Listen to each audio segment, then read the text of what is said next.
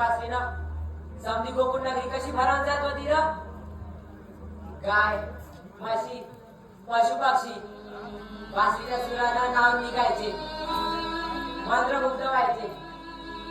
चारा खायचे सोडून बासरीच्या तलाव नाचायला लागायचे. एक प्रकारचं वेळ लावलं होतं कृष्णाच्या बासरीला सर्वांना. एकदा का बासरी ओठाला लावली. अरे कृष्णाचा बाप नंदलाला गोकुळचा राजा होता, गोकुळचा राजा. संपत्ती सपुता सर्व ओतली होती गोकुळामध्ये परमेश्वरानं. अरे हात टाकले तिथे गळ्या दुधाचे वाट लागायचे. तूप लावलेल्या भाकरी भेटायच्या तिथल्या गोकुळातल्या पोरायले. लोणी टाकलेली चटणी भेटायची त्या गोकुळातल्या पोरायले. असे वनवन फिरत नव्हते गोकुळातले पोरं.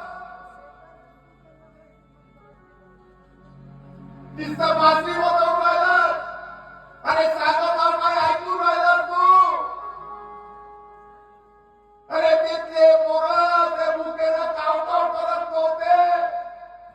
त्या गोकुळामध्ये कोणाने नव्हती गरिबी, कोणाने नव्हती दारिद्री, कोणाने नव्हता गरिबीचा शाप. समजा सुकाळ होत, समजा सुकाळ होत. तिथल्या माटायले चुलीचे विस्तवाचे चटके नव्हते भेटत.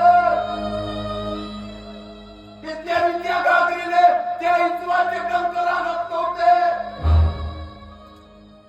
म्हणून माझ्या लेकरा त्या